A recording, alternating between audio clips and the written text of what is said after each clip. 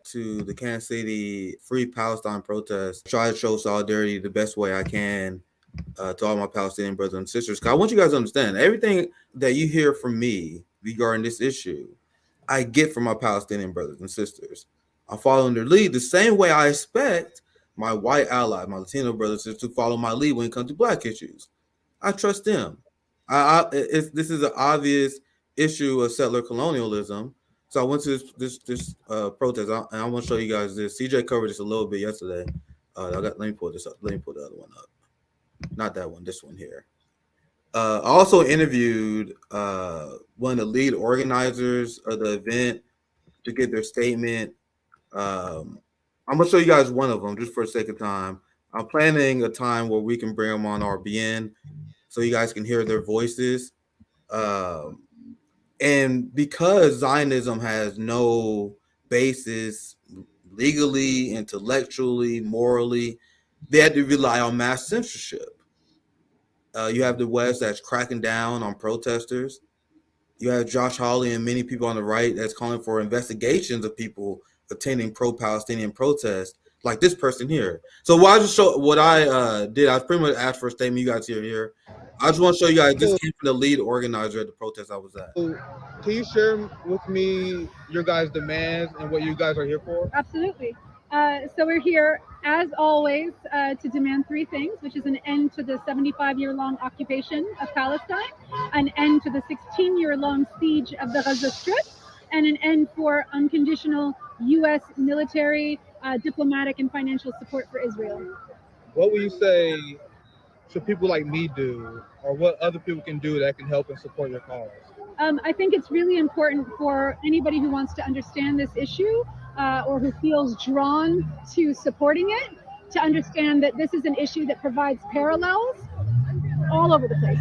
If you are interested, if you are somebody who is working on climate justice, let's talk about that and how it relates to Palestine. If you are interested in Black lives, let's talk about how that relates to Palestine. Let's talk about what racism looks like. Let's talk about what apartheid looks like. Let's talk about what ethnic cleansing looks like. Let's talk about what colonization of indigenous communities looks like. All of these issues are tied up in the Palestinian issue. So everybody has a place here. Everybody can choose to understand and to draw the parallels with the things that they already understand and believe and find those issues within the Palestinian movement. Absolutely. One of the reasons why I care about this is because if you look at Nelson Mandela, I interviewed his grandson, Anakosa Mandela. When you look at Malcolm X, the Black Panthers, and Palestinians, there's been long-time solidarity. Yes. We've been through the same kind of struggle. That's why I think it's extremely important for us to come together and fight the same machine that we put in the Absolutely. I appreciate your words. Any final statements you want to say? Yeah, absolutely. I would just, to piggyback onto that, like that's how there are parallels, right, between our struggles, but there are numerous wonderful Black historians, lecturers, activists, community leaders who have gone to Palestine and who come back and say, that can't be sustained. We can't do that. These struggles are not just running side by side. They are intertwined with one another. Absolutely. Go back and read what James Baldwin said when he went to Palestine, what Malcolm X, as you said, when he went to Palestine, what Angela Davis says when she talks about Palestine. There are so many overlaps, and this is important for all of us to be involved, to understand, and to support one another across the board. Thank you for your time. Thank you. It was fantastic. Nice to meet you. Absolutely. Well. Free Palestine. I met so many wonderful people like that. So many people who are wonderfully based. And like I said many times before, when I have conversations with Palestinian people, they immediately recognize the parallels and connections. You guys probably know this as well. There's liberals and conservatives that are always trying to bring a wedge between our groups that I completely reject. Now, one of the reasons I show solidarity, I know I went a little long, but I want to get your thoughts on this, Ajamu, because it goes to this part. You see the Western liberal democracy facade falling apart. You see bans on protests like this in France, Germany, the UK. Luckily, people are disobeying that order, but I want to get your thoughts on this Western crackdown.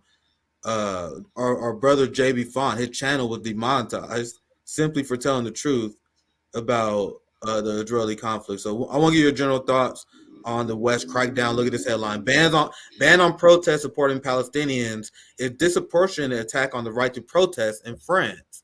And this is the headline we shared earlier. France bans all pro-Palestinian protests. So I just want to get your general response to this before we move on to Ajamu. Well, what I kind of alluded to it earlier. That basically what we see is the crisis of liberalism. This ability to protest, to engage, to have free speech, access to information.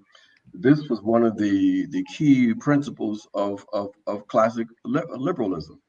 But because of the crisis that the West is facing in terms of trying to maintain its global hegemony, they have made a decision to jettison liberalism and to embrace fascism.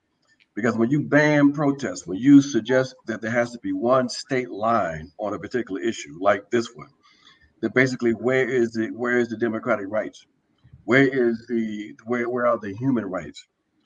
So what we see now is again the West stripping away the pretense that is all about power. They never cared about these values. These values were just tools that were used to perpetuate their dominance.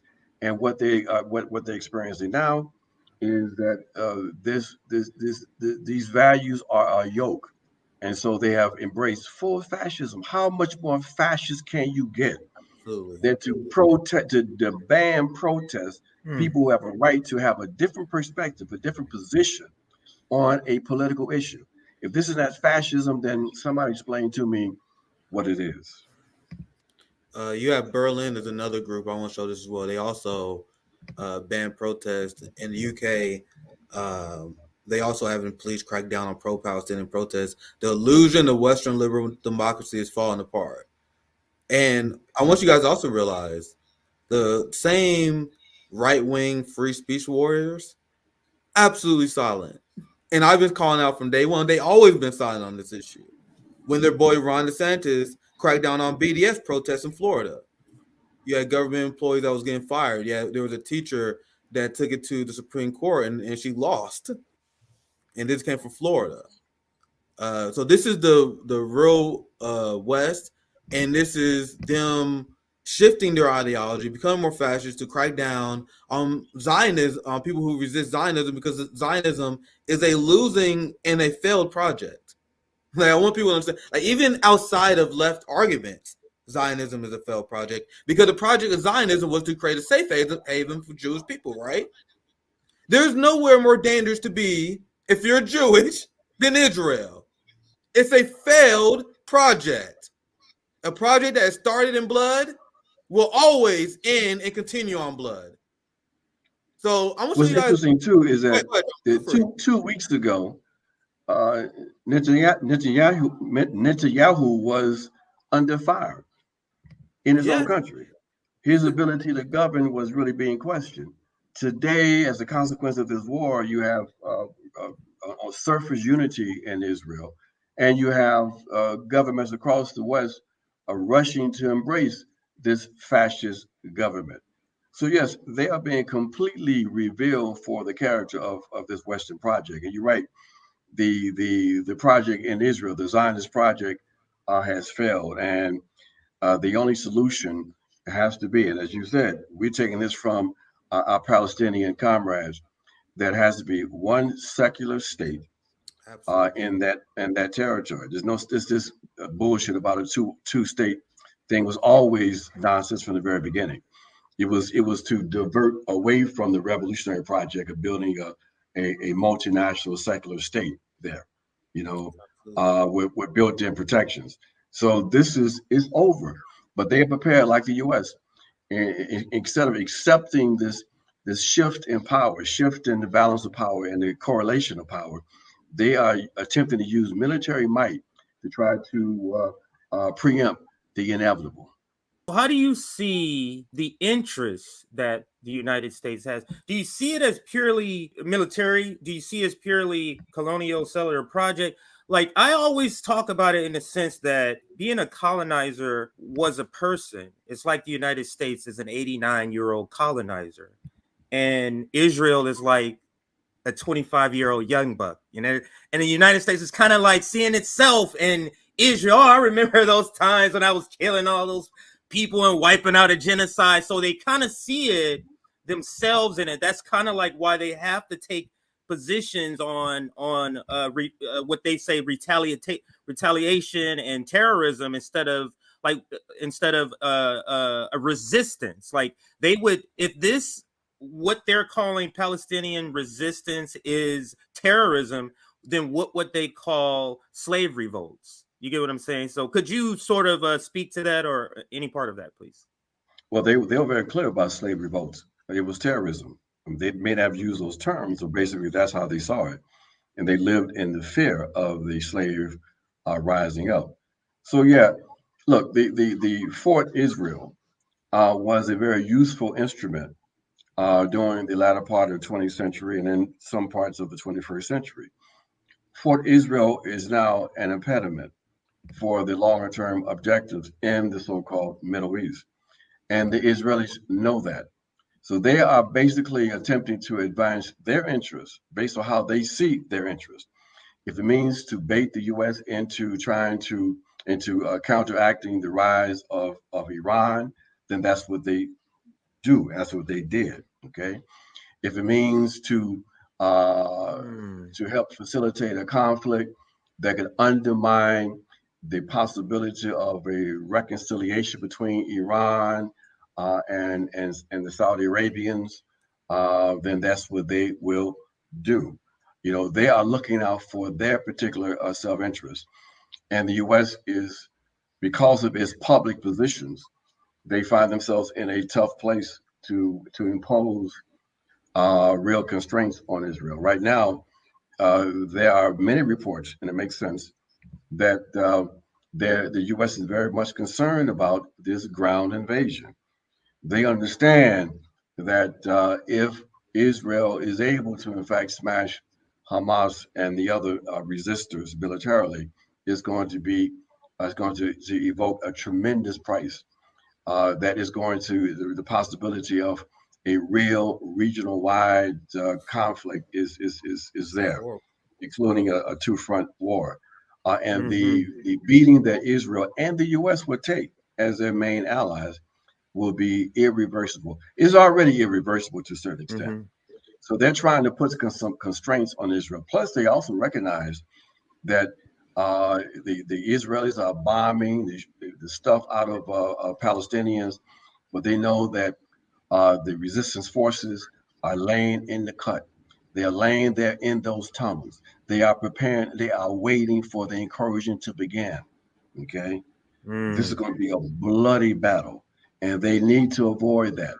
And so people are trying to talk to them. Say, hey, look, okay, y'all murdered 2,000 Palestinians. Okay, have you got your revenge yet? Let's figure a way out of this before it's too late. Okay, but because you have the most vicious and irrational Israeli government probably ever, and they know they have the ability to wag the dog, if you will. They're out of control. They're out of control. Go ahead, Nick. Yeah, I want to add to the extreme Israeli fascism because I've been hurting a lot of feelings this last week, and I'm going to continue to because I use words the way they're supposed to be used. Ajamu earlier was using words the way they're supposed to be used. So let's use words the way they're supposed to be used this segment, okay? Here's the Israeli minister that seeks to imprison citizens who harm national morale regarding their genocide of the Palestinian people. Because I told you guys Zionism does not equal Judaism. That's an anti-Semitic trope. Jews all around the world, including in your own state of Israel, reject Zionism. So what do Israel do to respond to this obvious PR disaster? Old school fascism. Old school fascism here. Likud minister formulates emergency regulations to imprison citizens who harm national morale. So this is Dan Cohen. I will get your thoughts on this. Like, this is a shocking headline, right? Dan Cohen, who we had on last week. I'll read the first tweet first, actually. He says, Zionism equals fascism. This is the headline I just read about them imprisoning citizens. These allow him to enforce restrictions on publication that were used as a base for enemy propaganda, quote unquote, including confiscation of equipment, removal of citizens from their homes, arrest. Now let's get to this tweet. Another one. The Zionist regime is passing legislation to hunt down and imprison dissident Jews. What other way can you say other than that? This isn't a sign of strength. It shows weakness. Zionism has entered an irreversible death spiral. How long can it last? So any response on that, Ajamu, before I move on? No, I think it almost speaks for itself. That basically what we have here is a clear move toward using the power of the state in order to impose the position of the state, to criminalize dissent. We saw very similar kinds of actions take place in Ukraine with the fascists that run that government, clapping down on dissent. This again is exposing the true nature of this colonial project. It's the colonial project that makes the link, that links all of us together in terms of opposition. It links us with the Palestinians, and is this link that people are beginning to understand with much more clarity. And when they understand that, they are now in more effective resistance. And so the result or the response from the colonists is what? To criminalize those positions. This is a very, very dangerous development, folks, because it means that basically, as things are tightening up, even in the U.S., that any kind of dissident speech and thought will be subject to criminal prosecution. It's already happening. Omar Yeshachilla and the Hura are examples number one. So if I was to say Israeli is a fascist state, you know how many people get mad at me? Like we could easily get in big trouble for saying that. But what is this? Are we supposed to use words? I say it again. Israel is an apartheid criminal along with his daddy, the U.S. Yes. We use words the way they're supposed to be used, and we hurt people feeling because we do that, apparently. And that's what we're gonna do. If you get upset because we use the words the way they're supposed to be used, that's not our problem. So I have a few more things to show. I'm gonna show you guys this poll where Americans largely support genocide. And surprise, surprise, the results vary based on age, race. So you have boomers, silent generation, white people that are, hell yeah, we all for the genocide. And insane numbers. Younger generations like, what the fuck is going on over there? But overall, a large majority of Americans support what Israel is doing. So we're gonna cover that, and we're gonna cover why that is